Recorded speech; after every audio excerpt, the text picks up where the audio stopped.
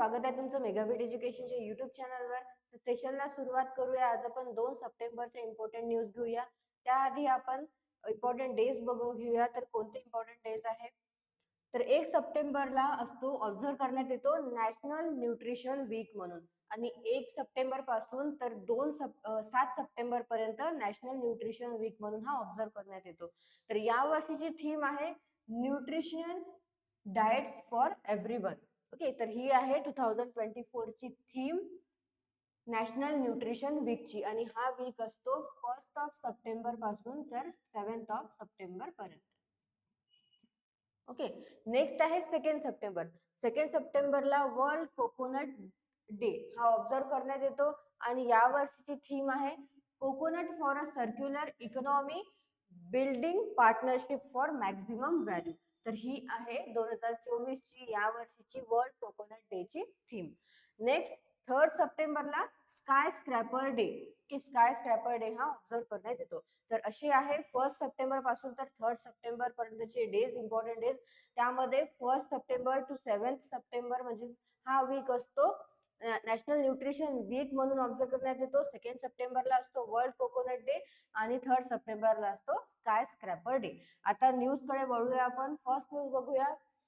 First news आहे India, Sri Lanka, Maldives आणि Mauritius यांनी रिसेंटली साइन केलेला आहे MOU आणि चार्टर. ओके, द चार्टर आणि MOU साइन केलेला आहे इंडिया, श्रीलंका, मालदीव आणि मॉरिशियसने.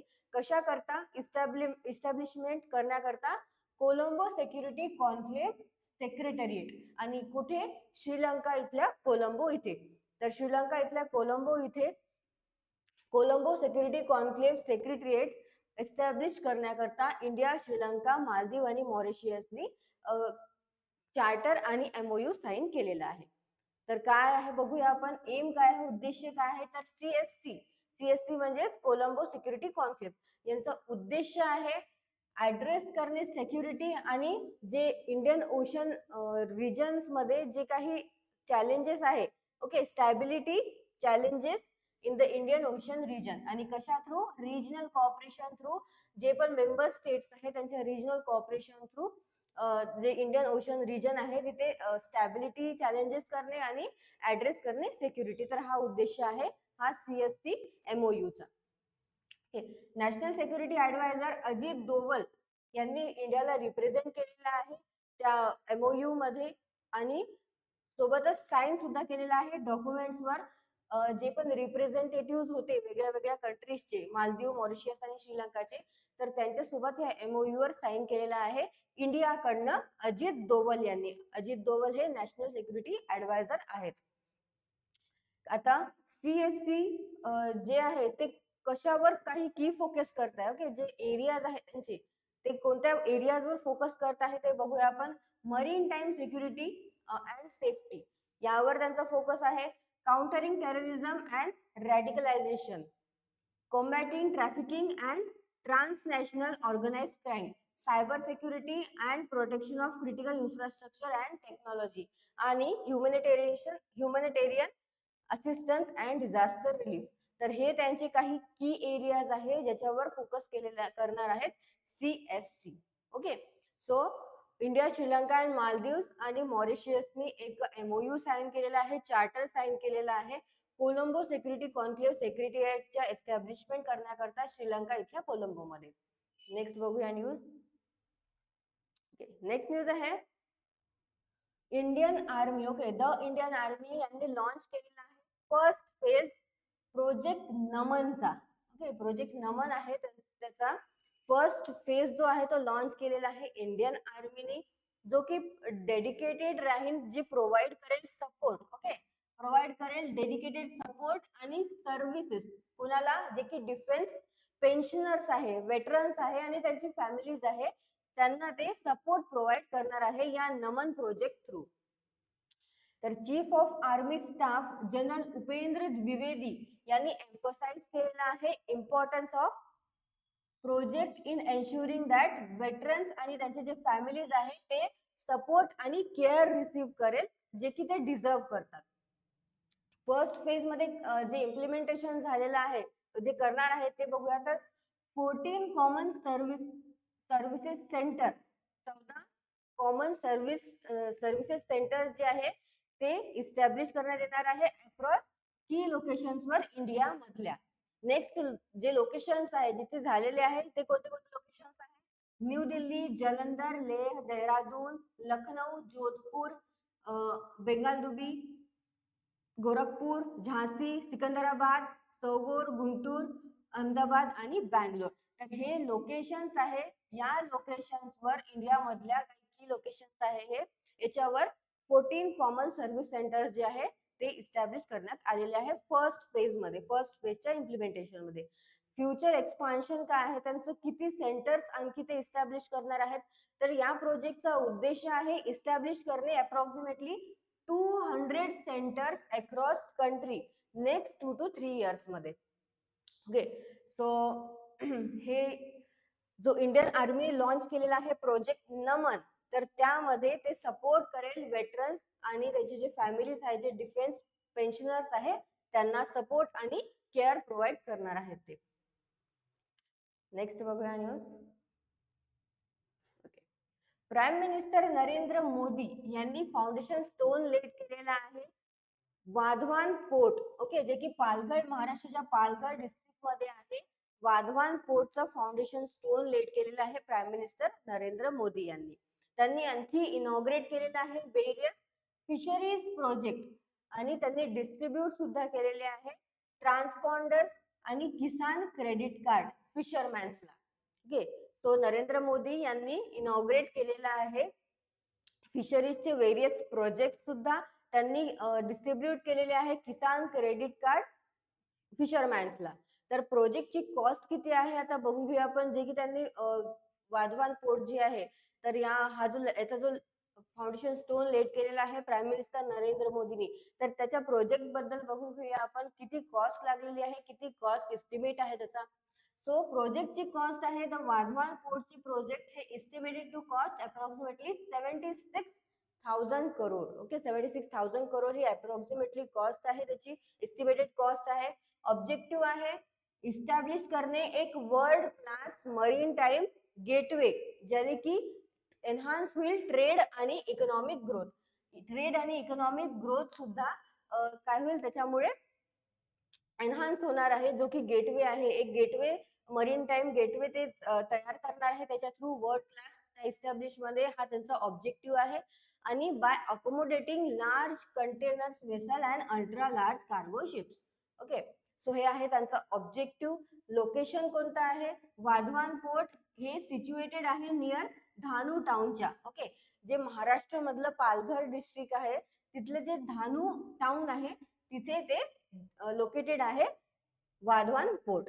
सिग्निफिकन्स काय आहे? The port will be one of the India's largest deep water port आहे. ते one of the largest India's deep water port जे प्रोव्हाइड करेल direct connectivity to international shipping रूट्सला, आणि ज्यामुळे जो ट्रान्झिट टाइम आहे आणि कॉस्ट आहे ते सुद्धा रिड्यूस होईल. फिशरीज प्रोजेक्ट बद्दल बघून घेऊया आपण काय आहे आता. जे की प्राईम मिनिस्टर नरेंद्र मोदींनी त्याच्यासाठी जो प्रोजेक्ट काढलेला आहे, प्रोजेक्ट वेरियस प्रोजेक्ट जे इनॉग्रेटेड केले आहे फिशरमॅन्स करता, फिशरीज करतात, तर त्यामध्ये काय आहे 218 फिशरीज. ओके, 218 फिशरीज जे आहे वर्थ अराउंड 1560 करोडचे ते प्रोजेक्ट आहेत ते इनॉग्रेट केलेले आहे. आणि त्यांचं फाउंडेशन स्टोन जो आहे तो लेट केलेला आहे एनहान्स करण्याकरता सेक्टर इन्फ्रास्ट्रक्चर आणि प्रोडक्टिव्हिटीला. ओके, सो हे असे प्राईम मिनिस्टर नरेंद्र मोदींनी काय केलेलं आहे फाउंडेशन स्टोन लेट केलेलं आहे एक वाधवान पोर्टचं पालघर डिस्ट्रिक्ट मध्ये. आणि नेक्स्ट जे आहे फिशरमॅन करता फिशरी वेरियस फिशरी प्रोजेक्ट सुद्धा 218 फिशरीज प्रोजेक्ट सुद्धा त्यांनी इनॉग्रेट केलेले आहे. आणि किसान क्रेडिट कार्ड सुद्धा फिशरमॅनला त्यांनी डिस्ट्रीब्यूट केलेले आहे. नेक्स्ट बघूया न्यूज आपण. नेक्स्ट न्यूज आहे senior IAS officer doctor TV Somanathan यांनी चार्ज घेतलेला आहे ॲज अ न्यू कॅबिनेट सेक्रेटरीचा. तर त्यांच्या जागेवर आधी राजीव गौबा होते, तर त्यांच्या सुपर ॲन्युएशन नंतर म्हणजे त्यांच्या रिटायरमेंट नंतर आता डॉक्टर TV सोमनाथन त्यांचा चार्ज घेणार आहे ॲज अ कॅबिनेट सेक्रेटरी म्हणून. सो डॉक्टर सोमनाथन हे 1987 बॅचचे IAS ऑफिसर आहेत, तमिळनाडू गार्ड मधले. गौबा हे लॉंगेस्ट सर्विंग कॅबिनेट सेक्रेटरी आहेत, ज्यांनी त्यांचं कंप्लीट केलेलं आहे 5 इयरचं टर्म रिटायरमेंट आणि रिटायर झालेले आहे ते. डॉक्टर सोमनाथन यांचे टेन्युअर राहणार आहे 2 इयर्सचं, 2 वर्ष ते ऍज अ कॅबिनेट सेक्रेटरी म्हणून अपॉइंट झालेले आहे. आता प्रिव्हियस रोल्स काय होते टीव्ही सोमनाथन यांचे बघून घेऊ आपण. त्यांनी सर्व केलेले आहे ऍज अ जॉईंट सेक्रेटरी आणि ऍडिशनल सेक्रेटरी म्हणून प्राईम मिनिस्टरच्या ऑफिसमध्ये.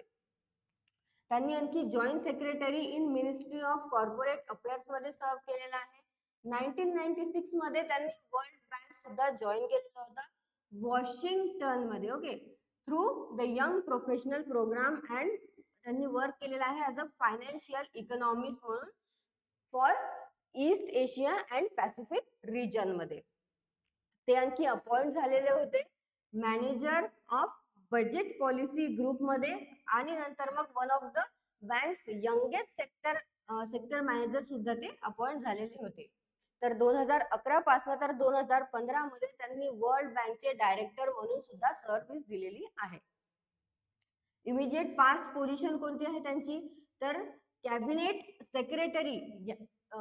सेक्रेटरी म्हणून अपॉइंट होण्याआधी ते होते फायनान्स सेक्रेटरी आणि secretary of the department of expenditure. Okay, so हे आहे त्यांचे काही प्रिव्हियस रोल, त्यांनी प्रिव्हियस कुठे सर्व केलेला आहे, कुठे त्यांनी सर्व्हिस दिलेली आहे त्याबद्दल. सोबतच senior IAS officer doctor TV Somanathan हे अपॉइंट झालेले आहे ऍज अ नवीन कॅबिनेट सेक्रेटरी म्हणून राजीव गौबा यांच्या जागेवर. राजीव गौबा हे रिटायर झालेले आहेत, तर त्यांच्या जागेवर आता कॅबिनेट सेक्रेटरी झालेले आहेत टीव्ही सोमनाथन. नेक्स्ट बघूया न्यूज. ओके, नेक्स्ट न्यूज आहे पॅराऑलिम्पिकची.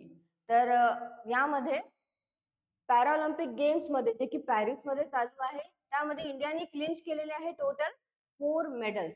तर त्या 4 मेडल्स मध्ये 1 गोल्ड आहे, 1 सिल्वर आहे आणि 2 ब्रॉन्झ मेडल आहे.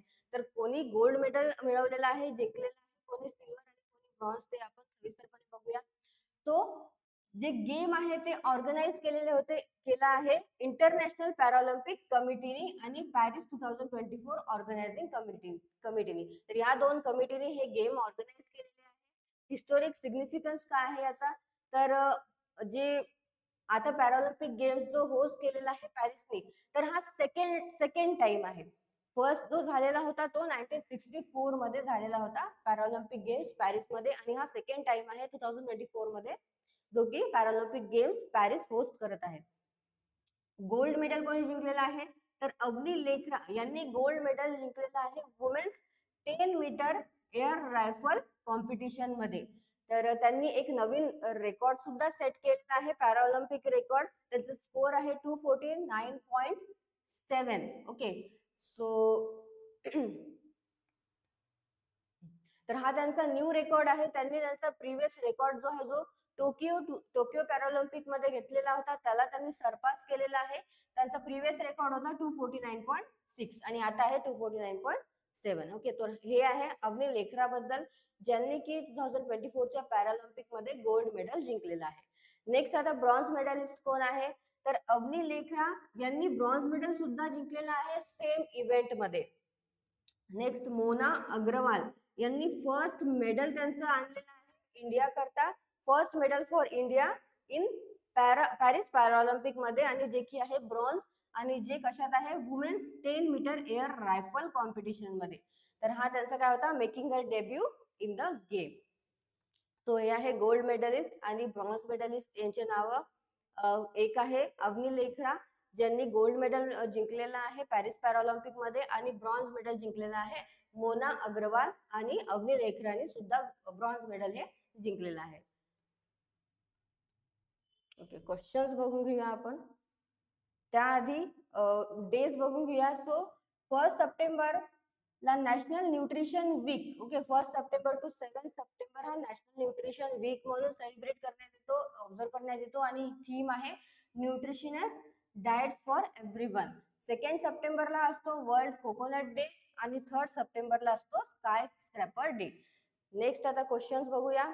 ओके, फर्स्ट क्वेश्चन आहे विच 4 कंट्रीज यांनी साइन केलेला आहे चार्टर आणि MOU इस्टॅब्लिश करण्याकरता Colombo security conclave secretariat Colombo मध्ये. तर ते आहेत इंडिया, श्रीलंका, मालदीव्स आणि मॉरिशियस. तर हे 4 कंट्रीज आहेत ज्यांनी साइन केलेला आहे चार्टर आणि MOU. What is the name of Indian army project. तर इंडियन आर्मीचा जे प्रोजेक्ट आहे त्याचं नाव काय आहे, जो लॉन्च करण्यात आलेला आहे प्रोव्हाइड करण्याकरता सपोर्ट आणि services to defence pensioners, veterans आणि त्यांच्या फॅमिलीजला. तर त्या प्रोजेक्टचं नाव आहे project Naman. Next, what is the estimated cost of Wadhwan port. जो वाधवान पोर्टचा प्रोजेक्ट आहे त्याचं फाउंडेशन स्टोन लेट केलेला आहे प्राईम मिनिस्टर नरेंद्र मोदी यांनी. तर त्याचा एस्टिमेटेड कॉस्ट किती आहे, तर त्याचा एस्टिमेटेड कॉस्ट आहे ₹76,000 crore. Who has taken over as the new cabinet secretary following the superannuation of Rajiv Gauba. Rajiv Gauba यांच्या रिटायरमेंट नंतर कोणी नवीन कॅबिनेट सेक्रेटरी म्हणून त्यांचा चार्ज टेक ओव्हर केलेला आहे, तर त्यांचं नाव आहे doctor TV Somanathan. Next question, how many sports discipline will be featured in the Paris Paralympic 2024. तर किती स्पोर्ट्स डिसिप्लिन फीचर झालेले आहे पॅरिस पॅरालॉम्पिक 2024 या गेम्स मध्ये. तर ते झालेले आहे 22 sports discipline. Okay, so new batch start होत आहे आपली नारंगी नगर इथे 4 सप्टेंबर पासून स्टार्ट होणार आहे. आणि तुम्हाला जर ही लोकेशन दूर पडत असेल, जवळची लोकेशन पण आहे तिथे पण दाते कॉलेज चौक इथे. तर दाते कॉलेज चौक इथे पण 10 सप्टेंबरला नवीन बॅच चालू होत आहे. त्यामध्ये तुम्हाला प्रोव्हाइड केले जाईल ऑनलाईन आणि ऑफलाईन बॅच सुद्धा तुम्ही अटेंड करू शकता. रेकॉर्डेड व्हिडिओज तुम्हाला त्यामध्ये मिळणार आहे, लाईफ टाइम मेंबरशिप मिळणार आहे आणि बुक्सचे सेट सुद्धा तुम्हाला मिळणार आहे त्या बॅचेस मध्ये.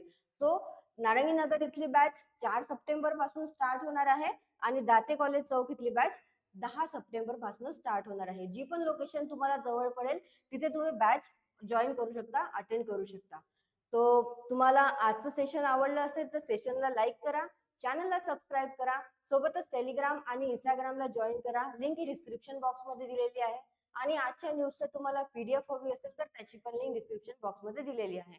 आणि तुम्हाला नवीन बॅचेस बद्दल काही इन्फॉर्मेशन घ्यायची असेल, इन्क्वायरी करायची असेल तर तुम्ही दिलेल्या नंबरवर कॉल करू शकता किंवा दाते कॉलेज चौक आणि दर्डा नगर इथे व्हिजिट सुद्धा करू शकता. थँक्यू.